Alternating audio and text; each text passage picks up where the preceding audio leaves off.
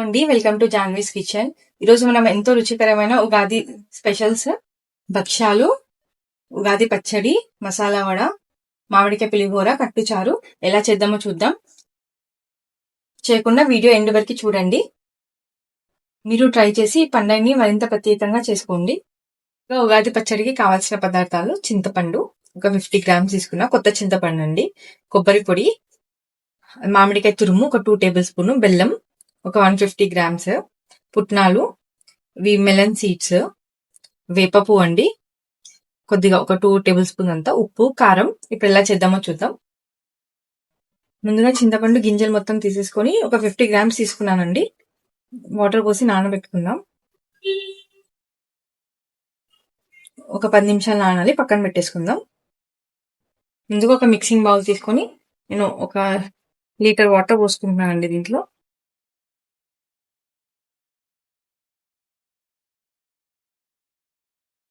ఇప్పుడు నేను దీంట్లో 150 గ్రామ్స్ బెల్లం వేసుకుంటున్నానండి. ఇది బాగా కలిపేసుకుందాం. నాకు బెల్లం మొత్తం కరిగిపోవాలండి. ఒక 10 నిమిషాల్లో పక్కన పెట్టేసుకుంటే కరిగిపోతుంది. నేను ముందుగానే చేస్తున్నా కాబట్టి గ్లాస్ బౌల్లో చేస్తున్నా. మీరు పండగ రోజు కొత్త కుండలో చేసుకోండి.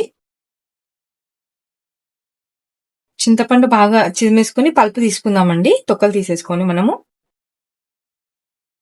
బెల్లం మొత్తం కరిగిపోయింది కదా. ఇప్పుడు దీంట్లో మనం ముందుగా తీసి పెట్టుకున్న చింతపండు గుజ్జు ఉంది కదా, అది వేసేసుకుందాం.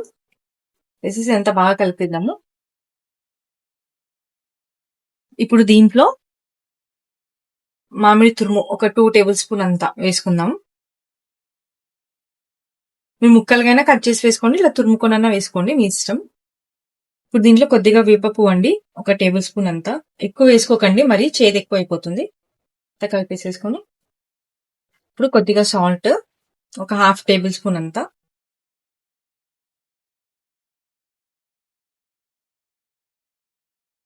అలాగే ఒక 1/4 టేబుల్ స్పూన్ కారం.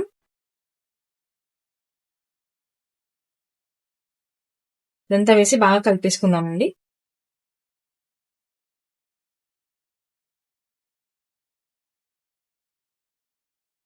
చూడండి, అంతా బాగా కలిపేసుకున్నాక ఇప్పుడు ఒక టేబుల్ స్పూన్ అంతా కొబ్బరి తురుము వేసుకుందాం. అలాగే పుట్నాలండి, ఇవి వేయడం వల్ల టేస్ట్ బాగుంటుంది. అలాగే మెలన్ సీడ్స్, ఇది ఒక టేబుల్ స్పూన్ అండి. వేసేసి ఇదంతా కలిపేసుకుందామండి. అంతే అండి, షడ్రుచులతో కూడిన మన ఉగాది పచ్చడి రెడీ అయిపోయింది. భక్షాలకి కావాల్సిన పదార్థాలు: మైదా పిండి 250 గ్రామ్స్, బెల్లము, శనగపప్పు, సోంపు, ఇలాచీ పౌడర్, సన్న ఉప్మా రవ్వ. ఇప్పుడు ఎలా చేద్దామో చూద్దాం. ఇందులో ఒక కుక్కర్ తీసుకొని నేను ఈ గ్లాసు శనగపప్పు తీసుకున్నానండి. దీన్ని నీట్ గా వాష్ చేసేసుకొని మనం ఒక గంట సేపు నానబెట్టుకోవాలి.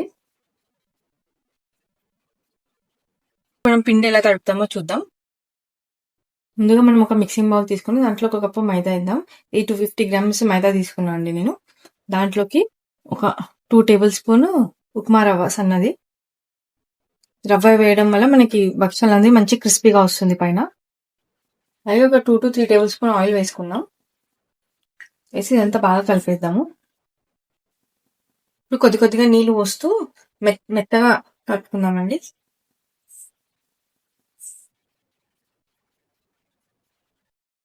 పిండి అనేది మనకి స్టిక్కీగా ఉండాలా, అప్పుడే భక్షాలు అనేది చాలా బాగా వస్తాయి. చూడండి, ఇంత సాఫ్ట్ గా ఉండాలి పిండి. ఇప్పుడు దీనిపైన కొద్దిగా ఆయిల్ వేసేసుకుందాం. మొత్తం ఇలా నీట్ చేసుకొని మూత పెట్టేసి ఒక 1/2 అవర్ to 1 అవర్ నానబెట్టుకుందామండి. పప్పు 1 అవర్ తర్వాత బాగా మంచిగా నానిపోయిందండి. ఇప్పుడు మనం ఏ గ్లాస్ అయితే పప్పు తీసుకున్నామో ఆ గ్లాస్ కి డబల్ అంటే 2 గ్లాసెస్ మంచి నీళ్ళు పోసుకొని ఒక 5 విజిల్స్ వచ్చేంత వరకు ఉడికించుకుందామండి. చూడండి, 5 విజిల్స్ తర్వాత పప్పు మంచిగా మెత్తగా ఉడికిపోయింది. ఇప్పుడు దీంట్లో వాటర్ ఉన్నాయి కదా, ఈ వాటర్ ని మనం ఫిల్టర్ చేసుకుందాం. దాంతో మనం చారు చేసుకుంటే చాలా బాగుంటుంది.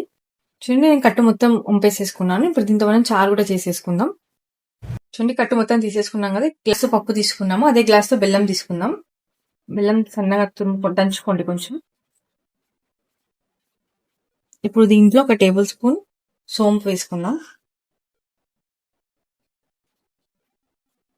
అలాగే ఒక 1/4 టేబుల్ స్పూన్ వరకు ఇలాచీ పొడి, ఇదంతా బాగా కలిపేసేసుకుందామండి. ఇప్పుడు ఇది స్టవ్ పైన పెట్టుకుందాం. మనకి బెల్లం అంతా కరిగిపోయి మొత్తం దగ్గరికి గట్టిగా అయ్యేంత వరకు ఉడికించుకుందాము.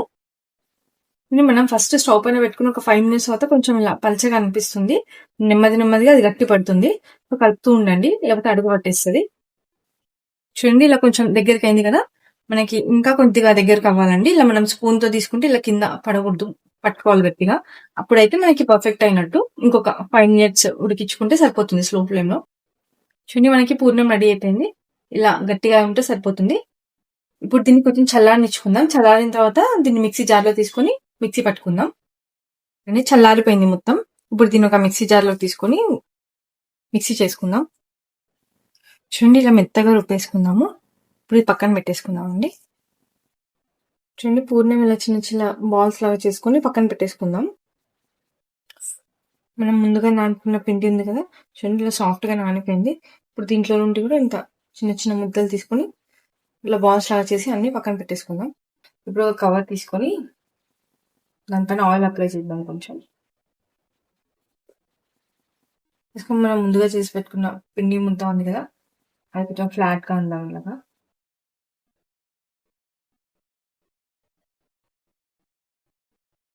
ఇప్పుడు దీంట్లో ఈ పూర్ణం పెట్టేసేసుకొని మొత్తం సీల్ చేసుకుందాం.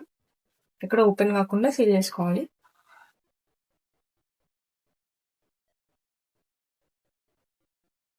మొత్తం సీల్ చేసుకున్న తర్వాత మళ్ళీ కొద్దిగా ఆయిల్ వేసేసుకొని నెమ్మదిగా ఇలా ప్రెస్ చేసుకుంటూ ఉండాలి. చిన్నగా మొత్తం స్ప్రెడ్ చేసుకున్నాం కదా, ఇప్పుడు దీన్ని పెనం పైన వేసుకుందాం. నేను ఆల్రెడీ ప్యాన్ పెట్టుకున్నాను. ప్యాన్ వేడిన తర్వాత కొంచెం ఆయిల్ అన్న నెయ్యి అన్న స్ప్రెడ్ చేసుకోండి. చేసుకుని ఇప్పుడు దీన్ని దాంట్లో పైన వేసేద్దాం. ప్యాన్ వేడికిన తర్వాత కొంచెం నెయ్యి అప్లై చేసుకున్నాం. ఇప్పుడు దీన్ని నెమ్మదిగా కవర్లో తీసేసి స్ప్రెడ్ చేసుకుందాం. మీడియం ఫ్లేమ్ లో 2 వైపులా కాల్చుకోవాలండి. కింది వైపు కాలిందండి, ఇట్లా స్లోగా ఇంకో వైపు కూడా తిప్పుకోవాలి. మీడియం ఫ్లేమ్ లో ఇలా 2 వైపులా కాల్చుకోవాలి. మీకు కావాలంటే మీరు ఆయిల్ అన్నా వేసుకొని నెయ్యి అన్నా వేసుకోండి, మీ ఇష్టం ఏదైనా. అంటే 2 వైపులా కాలిపోయింది. ఇప్పుడు దీన్ని తీసేసుకుందాం. ఇలాగే అన్ని భక్షాలన్నీ చేసుకుందాం.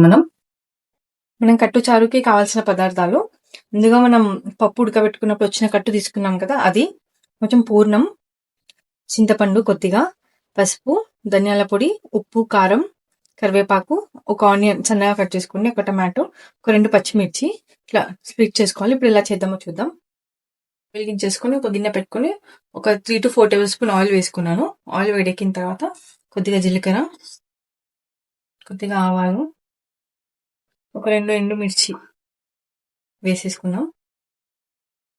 వాళ్ళు చిటపట అంటున్నాయి కదా, ఇప్పుడు మనం ముందుగా కట్ చేసి పెట్టుకున్న పచ్చిమిర్చి, కరివేపాకు, ఆనియన్, టమాటో వేసేసి బాగా కలిపేసుకుందామండి.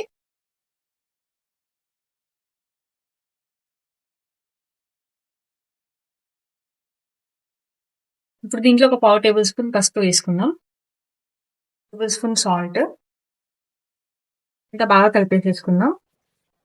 మనకి టమాటో సాఫ్ట్ అయ్యేంత వరకు ఉడికించుకుందామండి. మనం ముందుగా తీసుకున్న కట్టు ఉంది కదా, దాంట్లో మనం ఒక నిమ్మకాయ సాయంత చింతపండు వేసేసుకుని ఒక 10 నుండి 15 నిమిషాలు నానబెట్టుకుందామండి. టమాటో కొద్దిగా సాఫ్ట్ అయింది కదండి, ఇప్పుడు దీంట్లో మనం కొద్దిగా అల్లం పేస్ట్ వేసేసుకొని అంతా కలిపేసేసుకుందాం. ఒక 2 నిమిషాల పాటు ఉడికించుకుందామండి దీన్ని, అల్లం పేస్ట్ పచ్చివాసన పోయేంత వరకు. చూడండి ఒక 10 మినిట్స్ అయితే చింతపండు నానిపోయింది కదా, ఇప్పుడు ఇదంతా బాగా ఇలా కలిపేసేసుకొని చింతపండు తీసేసుకుందామండి, చింతపండు రెక్కలన్నీ.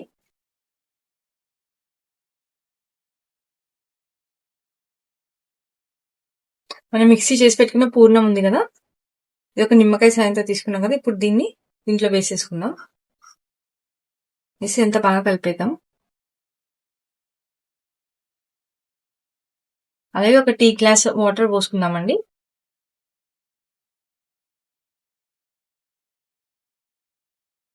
చూడండి ఉండలు లేకుండా మొత్తం ఇలా నీట్ గా కలిపేసుకున్నాము. చూడండి టమాటో సాఫ్ట్ గా కుక్ అయిపోయింది కదా, ఇప్పుడు దీంట్లో మనం ముందుగా రెడీ చేసి పెట్టుకున్న కట్టు ఉంది కదా, దీన్ని వేసేద్దామండి మొత్తం.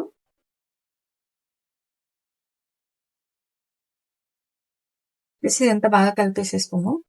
ఒక 10 నుండి 15 నిమిషాల పాటు లో ఫ్లేమ్ లోనే మరిగించుకుందామండి. అప్పుడు మనకి చారు ఫ్లేవర్ అనేది బాగా వస్తుంది. చారు బాగా మరిగిందండి. ఇప్పుడు మనం దీంట్లో 1 టేబుల్ స్పూన్ కారం వేసుకుందాం. ఇప్పుడు ఇదంతా బాగా కలిపేసేసుకుందాం. ఒక 5 నిమిషాల పాటు మరిగించుకుందామండి. చూడండి మరిగిపోయింది చారు. ఇప్పుడు దీన్ని ఒక సర్వింగ్ బౌల్ లోకి తీసుకుందాం.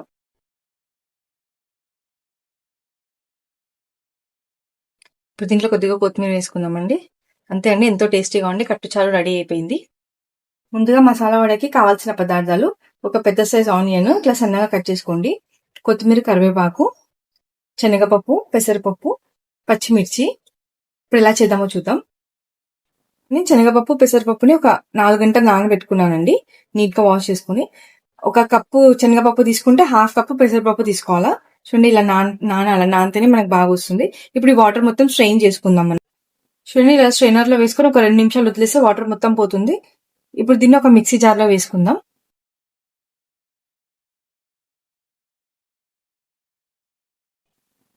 కొద్దిగా పప్పు మనం తీసి పక్కకు పెట్టుకుందామండి సైడ్ కి, మొత్తం మిక్సీ చేయకుండా.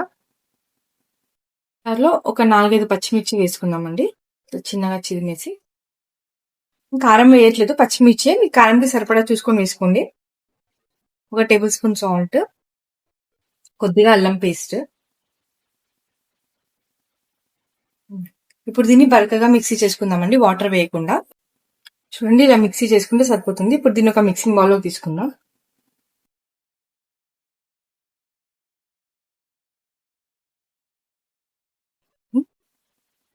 మనం ముందుగా సైడ్ కి తీసి పెట్టుకున్న కొంచెం పప్పు దీంట్లో యాడ్ చేసుకుందామండి. ఇప్పుడు మనం దీంట్లో ముందుగా సన్నగా కట్ చేసి పెట్టుకున్న ఆనియన్ వేసుకుందాం. అలాగే కొత్తిమీర, కరివేపాకు, కొద్దిగా జీలకర్ర, ఒక 1/2 టేబుల్ స్పూన్ జీలకర్ర, ఒక 1/4 టేబుల్ స్పూన్ అంత వామ వేసుకుందాం. ఇదంతా బాగా కలిపేద్దామండి.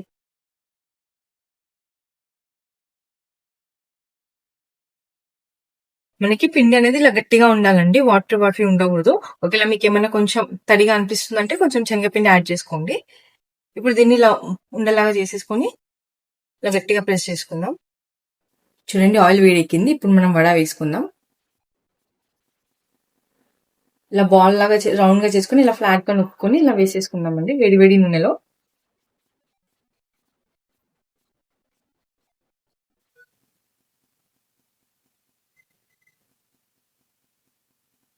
ఇలా మీ చేతికి అతుక్కుంటుంది అంటే కొంచెం చేయి తడి చేసుకోండి, లేకపోతే ఆయిల్ అయినా అప్లై చేసుకోండి.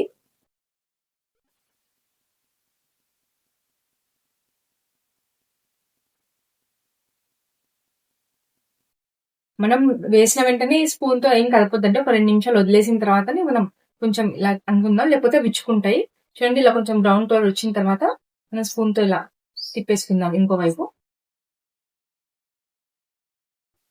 చూడండి ఫ్రై అయిపోయి. ఇప్పుడు దీన్ని ఒక ప్లేట్ లోకి తీసేసుకుందాం.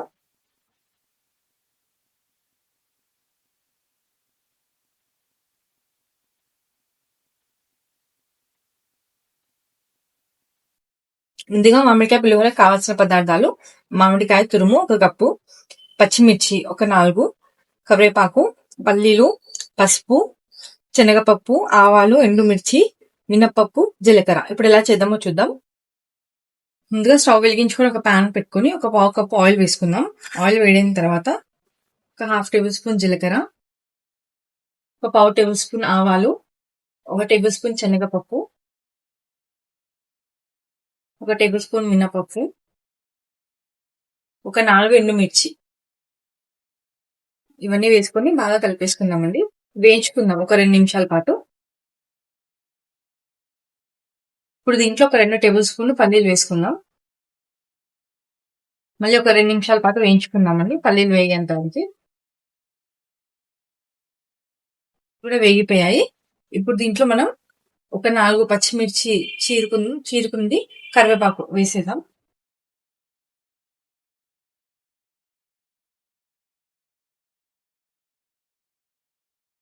పచ్చిమిర్చి మనకి కొంచెం మగ్గాలండి, మగ్గేంత వరకు వేయించుకున్నాము. పచ్చిమిర్చి మగ్గిపోయిందండి. ఇప్పుడు దీంట్లో ఒక 1/4 టేబుల్ స్పూన్ పసుపు వేసుకుందాం. ఇంత కలిపేసుకొని నేను ఒక హాఫ్ మామిడికాయ తీసుకున్నాను అండి, ఇలా తురుముకున్నాను. మామిడికాయ పులుపు బట్టి మీరు తీసుకోండి. ఒక 2 కప్స్ రైస్ కి ఒక 1 కప్ మామిడికాయ వేసుకోవాలి. ఇప్పుడు ఇదంతా దీంట్లో వేసేద్దాం. ఇదంతా బాగా కలిపేసేసుకొని 4 నుండి 5 నిమిషాల వరకు ఉడికించుకుందామండి. ఇది చూడండి, మామిడికాయ తురుము ఉడికిపోయింది. ఆయిల్ మొత్తం మనకి సపరేట్ అవుతుంది కదా. ఇప్పుడు మనం దీంట్లో ఒక టేబుల్ స్పూన్ సాల్ట్ వేసుకుందాం.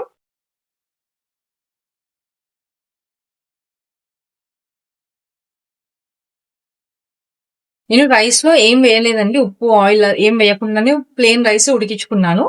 ఉడికించి పక్కన పెట్టేసుకున్నాను. రెండు మన పోపు రెడీ అయిపోయింది. ఇప్పుడు స్టవ్ ఆఫ్ చేసేసుకుందాం. ఇప్పుడు దీంట్లో మనం ముందుగానే ఉడికించుకున్న ప్లెయిన్ రైస్ వేసేద్దామండి. ఒక 2 కప్స్ రైస్ కుక్ చేసుకున్నాను. 1 కప్పు మామిడి తురుముకి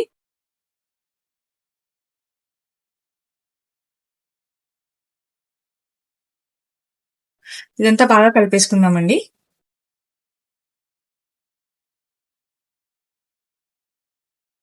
అంతే అండి, మన మామిడికాయ పులిహోర రెడీ అయిపోయింది. దీన్ని ఒక బౌల్లోకి తీసుకుందాం. అంతే అండి, ఎంతో రుచికరమైన మన ఉగాది స్పెషల్స్ రెడీ అయిపోయాయి. మీకు కనుక ఈ వీడియో నచ్చినట్టయితే మన వీడియోని లైక్ అండ్ షేర్ చేయండి. అలాగే మన ఛానల్ సబ్స్క్రైబ్ చేసుకోండి. Thank you for watching.